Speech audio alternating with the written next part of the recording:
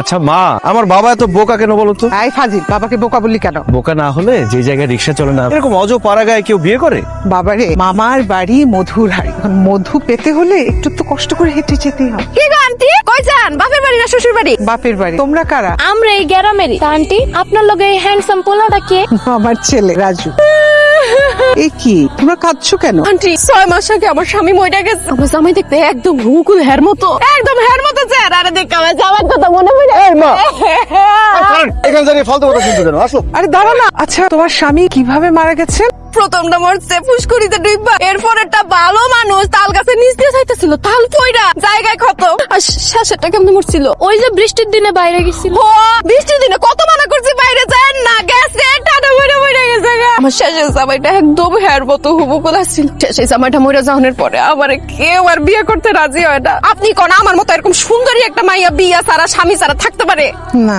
নারী হয়ে নারীর মনের বেদনা বুঝছেন? আপনারে দেখা খুব দরদি মানুষ মনে হইতেছে। আন্টি, আপনার কাছে একটা জিনিস আপনি না করতে পারবেন না। হ্যাঁ বলো। আন্টি, আমি আপনার পোলাডারে চাই, যেহেতু সে দেখতে হুবহু আমার জামাইয়ের মতো। আরে আমি বিয়ে করতে চাই। আন্টি গো, আপনি আমার বাধা দিবেন না। হ্যাঁ, আমার খুব পছন্দ হইছে। হ্যাঁ, এখনই বাড়িতে লয়ে গিয়ে আমি বিয়ে করব। মাই আহো। আরে কি করতেছে মা?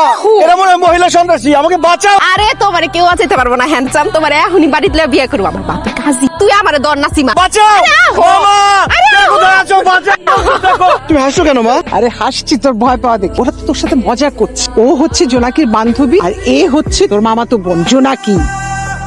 ওরে জোনাকির বাচ্চা, তুই আমাকে এইভাবে বোকা বানাইলি? হ্যাঁ, কেমন দিলাম? বিলাতি সাদা মুলা। এই তুই আমাকে সাদা মোলা বললি কেন? কারণ বিলাতে লেখাপড়া করতে গিয়া তুমি একদম সাদা মুলার মতো হয়ে গেছে। নাসিমা কো সাদা মুলা, সাদা মুলা। তোমাদেরকে দেখে যে কি ভালো লাগছে। মামি কেমন আছো তুমি? ভালো আছি রাজু বাবা, কিন্তু তুমি মাশাআল্লাহ এত বড় হইছো। আসলেই ভাগনা, তুই অনেক বড় হয়ে গেছিস। আচ্ছা ভাগনা, তোর কি তোর আগের বাপ মার কথা মনে পড়ে? আগের বাপ মার কথা মনে পড়ে? মানে তোর বাপ মা যার কাছ থেকে পালক আনছিল তাকে কথা কইছিস? কি বললাম মামা? মা আমাকে পালক আনছে? তুই তো আমার বোন সাইদা ছিল না?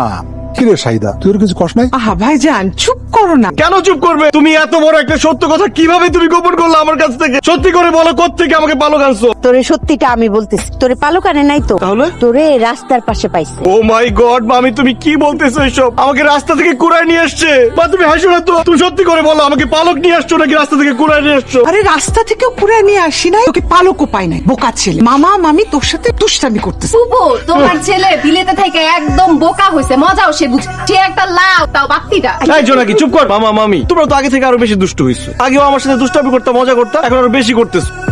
আচ্ছা, আমার নানু কই? নানু! রাজু ভাই, কি ভাবতেছেন? প্রেমিকার কথা? না রে, আমার কোনো প্রেমিকা নেই। এইটা বিশ্বাস করলাম। তোমার মতো সাদা মোলার লাগে কোন মাইয়া প্রেম করবো? চুপ কর। কেন আসছিস সেটা বল। দাদি লুঙ্গি পাঠাইছে না, লুঙ্গি পরো। লুঙ্গি পড়তে হবে কেন? এই টাইট প্যান্ট পইরা কতক্ষণ থাকবা? হাওয়া বাতাস তো কিছুই ঢুকে না।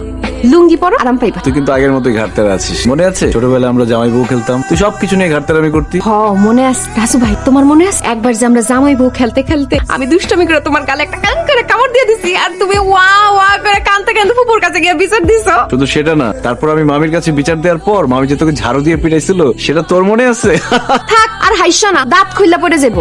নাও তাড়াতাড়ি লুঙ্গি পরো, নাইলে কিন্তু দাদির কাছে গিয়ে বিচার দিব। আর লুঙ্গি পরবো কিভাবে? আমি তো লুঙ্গি পরতে পারি না। কি এমন বুড়া বেটা বলে লুঙ্গি পরতে পারে না? এই এত হা করে হাসিস কেন? আব্বা, আপনার ভাই না কি কয় শুনেন। হ্যাঁ, এত বড় হইছে, হ্যাঁ বলে এখন লুঙ্গি পরতে পারেন। তুই লুঙ্গি পড়তে পারিস না? না মানে লুঙ্গি তো পরা হয় না, লুঙ্গিটা থাকে না, খুলে যায়। কি কর, তুই লুঙ্গি পড়তে পারিস না? এদিকে দে, আমি লুঙ্গি পরে দিতেছি। এই যে ভাগ্নে, দেখো কত বড় কাতলা মাছ আছে। এটার মাথাটা তুমি খাইবা? হ্যাঁ, কি বলো মামা? এত বড় মাছের মাথা আমি কি করে খাবো? আমি মাছ খাই না, ওই কাটা আটকায়। অসুবিধা নাই, আমি তো আছি। ধরো মাছটা ধরো। কিরে সাইদা, তুই রান্না করে কেন? তুই যা, তোর ভাবি রান্না করবো। ভাইজান, আমি তো রান্না করি না, আমি পিঠা খাইতেছি। মা, কতদিন পিঠা বানাও না? একটা পিঠা দাও। না, সব আমার ওই লাল ভাইয়ের জন্য। আমার একটা দাও। কইলাম না দিব না।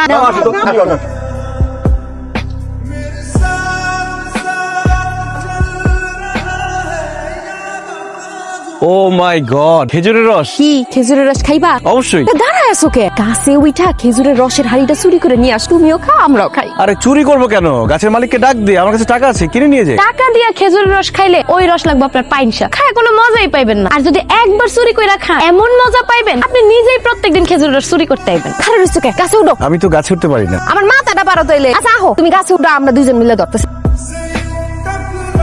আমি চোর না চোর না চোর না। এলিগে কই আমার গাছে দেখো ভাই আমি ঢাকা থেকে আসছি। ওরে আল্লাহ ঢাকা থেকে আইছস আমার গাছের খেজুর চুরি করবার লাগা। না না, আমি আসলে আমার মামার বাড়িতে বেড়াতে এসেছি। তোমার মামাকে? ভুইয়া বাড়ির কবির ভুইয়া আমার মামা। আমার মায়ের নাম শাহিদা। তুমি শাহিদের ছেলে? তাহলে তো তুমি আমার ভাগিনা দুঃখিত, তোমার আমি চিনবার পারি নাই। আমি তোমার সিদ্দিক মামা। তুমি যত রস খাইবার চাও খাও, কোনো সমস্যা নাই। না না ঠিক আছে, এখন আর খাবো না। খাইবে না মানে? আচ্ছা কোনো সমস্যা নাই, আমি খেজুর রসের হাড়ি তোমার মামার বাড়ি পাঠাই দেবো, ইচ্ছা মতন খাইবা। হ্যাঁ ভাগিনা, তুমি কি একা আইছো না তোমার মায় আইছে? না না, আমি আর আমার মা দুজনই এসেছি। তোমার মায় আইছে না? তাইলে তো শাহিদার লগে একটু দেখা করে দরকার।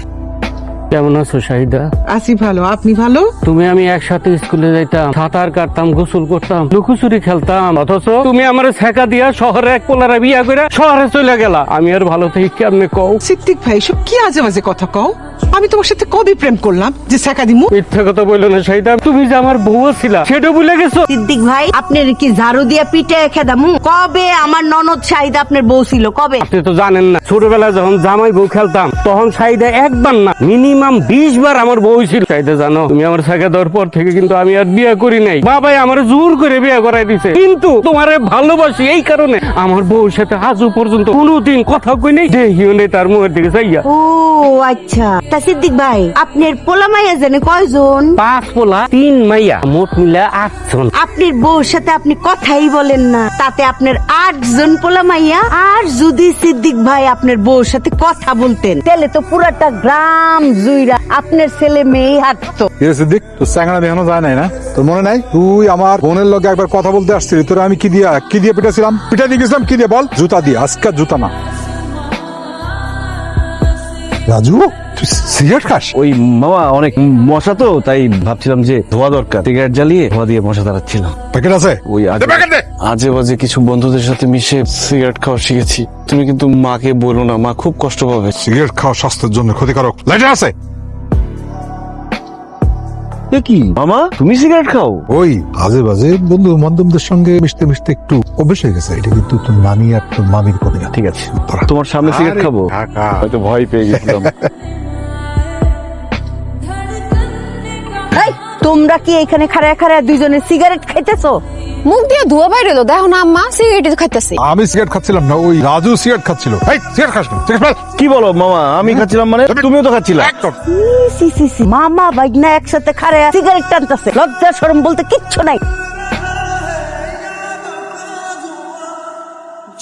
আরে খালা, কেমন আছো তুমি? হইছে আর খালা খালা করণ লাগবো না। এই যে নানার বাড়িতে আসছো, একবার কি ফোন করে খবর নিছো? আমার বাড়ি যাওয়া তো দূরের কথা। খালা, আমার কাছে ফোন নাম্বার ছিল না, কিন্তু তোমার কথা জিজ্ঞেস করেছি। রাজু, জিজ্ঞাসা কর আমার বাড়িতেও কিসের জন্য আসছে? আমি এই বাড়িতে থাকতেও আসি নাই, খাইতেও আসি নাই। আমি আমার সম্পত্তির ভাগ নিতে আসছি।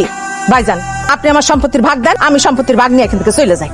অসম্ভব। আমি আমার বাপের সম্পত্তির 1 কণা ওরে দিব না। কেন দিবেন না? আপনি কি বাপের একা পোলা? আমি সম্পত্তির ভাগ পাই না? আমি বাপের মাইয়া না? আপনি সম্পত্তির ভাগ দিবেন, নাইলে কিন্তু খুব খারাপ হয়ে যায়। তুই কি খারাপ করবি কর, আমি দেখতে চাই। আমি তোরে 1 কানা করিও সম্পত্তির ভাগ দেব না। আমি না, তুই মাত্র আসলি, একটু বিশ্রাম নে, এসব কথা নিরিবিলিতে বলা যাবে না। আমি আমার সম্পত্তির ভাগ চাই। থাপড়া তো চাপড়া দেবো আমি।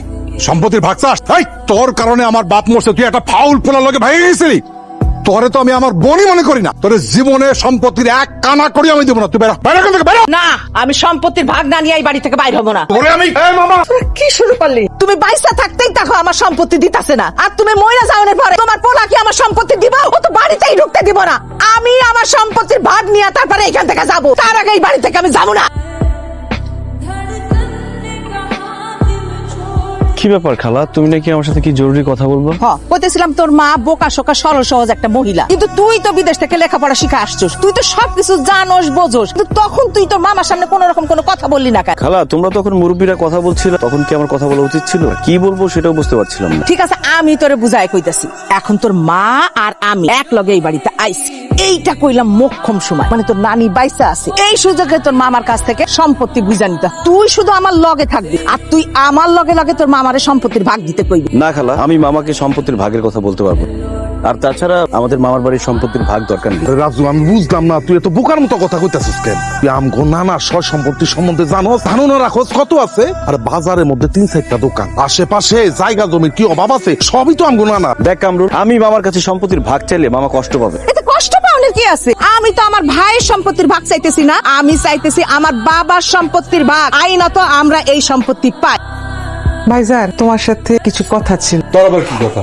আমি না সম্পত্তির ভাগটা চাইতেছি, নিয়ম অনুযায়ী তোর পাওয়ারই কথা, ওর ভাগটা ওরে বুঝায় দাও। হ্যাঁ মামা, আমিনা খালা যা বলছে বেআইনি কিছু তো বলছেন না। ওনার সম্পত্তির ভাগ ওনাকে বুঝিয়ে দিলেই তো ঝামেলা শেষ। তোরা এই কথা কইতেছস? কইব না কেন? ওরা তো তলে তলে এই উদ্দেশ্য নিয়ে আসছে, সম্পত্তি ভাগাভাগির। তোমার দুই বোন, দুই ভাইগনা, তারা একসাথে আসছে মামার বাড়ির আদর খাওয়ার জন্য না, মামার বাড়ির সম্পত্তির লোভে মামারে ধ্বংস করার জন্য। মুখে লাগাম দিয়া কথা বলো ভাবি। আর আমার বোন তার বাবার সম্পত্তি ভাগ চাইতেছে, ভাইজানের সম্পত্তি না। আরো টাকা পয়সার দরকার, আমার এই ভাগের কোনো দরকার নেই। আর আইনত তো সেইটা পাবেই। মামা, তুমি আমাদেরকে ভুল বুঝো না, আমাদের সম্পত্তির কোনো দরকার নেই। তুমি শুধু আমিনা খালার সম্পত্তির ভাগটা বুঝিয়ে দাও, তাহলে চলবে। আরে বা রাজু, তুমি বিদেশ থেকে পড়ালেখা করে আসছো, সেই জন্য ভাবছো তুমি একলাই চালা, আমগো মাথায় বুদ্ধি শুদ্ধি কিচ্ছু না। আরে তোমার আমেনা খালারে যে সম্পত্তি ভাগ করে দিলে, তুমগরেও যে দিতইব, এটা কি আমরা জানি না? তুমগো মায় পোলারে ভাবছিলাম খুব ভালো, আর তোমারে তো জানতাম বিশ্বের সবচেয়ে বোকা ছেলেটা। এখন দিই তুমি বিশ্বের সবচেয়ে চালাক আর শয়তান পোলা। মুখ সামলা কথা বলো ভাবি। ভাইজান, তোমার সামনে তোমার বউ আমার শরীরে শয়তান বলতেছে, আর তুমি চুপ করে আসো। ও তো ঠিকই বলছে, আর কি বলবো? আমার তো মনে হইতেছে তুই ভেজাল লাগেছিস। তোর সম্পত্তি দরকার, তুই আমারে বলছিস? আমি দেখতাম। আমার তো মনে হয় তুই আমিনারে উস্কাই দিছিস। ভাইজান, কি বললা তুমি? আমি আমিনারে উস্কাই দিছি? অবশ্যই তুই উস্কাই দিছ। এতটা বছর আমেনা তো আমগো বাড়িতে পাড়া দেয় নাই, এই সাহস কই থেকে পাইছে আমরা বুঝি না, তুই সাহস দিছস।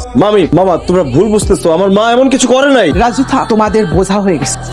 তোমরা এখন যা বললা, ভবিষ্যতে যে তোমরা কি করতে পারো আর কি করবা আমি বুঝে গেছি। শোনো, আমার বোন ঠিক বলে, আমার মা মারা যাবে আর এই বাড়িতে তোমরা আমাদের ঢুকতে দিবা না। আমি আমার বাবার সম্পত্তির ভাগ কেন তোমাদের দিব? আমারটা বুঝাই দিবা, আমার বোনেরটা বুঝাই দিবা কালকে। আমার বাপের সম্পত্তি আমার এক তোলা সম্পত্তি দেবো না, সব সম্পত্তি আমার। না, তোমার একার না। ভাইজানের লোকে ভালো ব্যবহার করে কোনো লাভ নাই। কাল সকালবেলা উঠা আমাদের নিজেদের সম্পত্তি আমাদের নিজেদের দখলে নিতে হইব। আসির দখল করতে আমাদের কল্লা ফেলানো ফেলায় না আপনি কল্লা। দেখানি আপনি কেমনে কল্লা ফেলাইতে পারেন। মা, আমি আমিন খবর দিতেছি, আমরা যতটুক জায়গা সম্পত্তি পাই আমরা দখল নিয়ে নিব। আরে পুরা সম্পত্তি নিয়ে যা যা। হবে না, বাইরে হও। তুমি এইখানে রইছো, আর ওইদিকে কি চলতেছে জানো? তোমার বইনেরা সমস্ত জমি মাপ যোগ শুরু করছে। তাড়াতাড়ি যাও, থামাও করে। কি করতেছিস এগুলো? আমরা দুই বোনে জমির যতটুকু ভাগ পাবো সেটা মাপতেছি। আমি কইলাম বন্ধ কর, খুব খারাপ হয়ে যাবে কিন্তু, বন্ধ কর। না ভাইজান, বন্ধ করুন না। আপনারা কিন্তু অনেক ভালো করে কইছি যে সম্পত্তি ভাগ করে দেন, আপনি দেন নাই। এখন নিজেকে সম্পত্তি নিজেরা ভাগ করে দখল করে নিতেছে। তোর যে কত বড় হারামি এটা আমি আগে বুঝি না। এগুলো বন্ধ কর, দাও দিয়া কোপায় আনা কল্লা ফেলাই দেবো। আপনি কল্লা ফেলাইবেন আর আমি ছায়া ছায়া দেখবো? বড় ভাই বলে অনেক সম্মান করছি। আর না, এখান থেকে চলে যান, নাইলে কিন্তু ছায়া কথা হবো না। যান আপনি। চল। কি রে রাজু, দাঁড়ায় গেলি যে? আমি মামার বাড়ি ছেড়ে যাবো না, তোমরা যাও। এত অপমানের পরও এ বাড়িতে কেন থাকবি? আমার নানুর জন্য। তোমরা সবাই ঝগড়াঝাটি করে মারামারি হানাহানি করে এই বাড়ি থেকে রাগ করে চলে যাচ্ছ, কিন্তু একটাবার কি চিন্তা করে দেখেছো এই মানুষটার কেমন লাগছে? আম্মা, সব সম্পত্তি দলিল, যে সম্পত্তি আমার মারে কষ্ট দেয়, আমার বোনদের সঙ্গে সম্পর্ক নষ্ট হয়ে যায়, সেই সম্পত্তি আমি চাই না তুই সব সম্পত্তি ওদের দিয়ে দাও। ও ভাইজান, আমি যেদিন ভালোবাসা কামরুলের আব্বার সাথে এই বাড়ি ছাড়ছিলাম, সেই দিন থেকে আপনারা কেউ আর আমার সাথে যোগাযোগ করেন নাই, আমার বোন বলে পরিচয়ও দেন নাই। কামরুলের বাপ অসুস্থ, আমার কামরুল বেকার, ওরে বিদেশে পাঠাইতে চাইছিলাম, খালি সেই জন্যই আমি সম্পত্তির ভাগ নিতে আসছিলাম ভাইজান।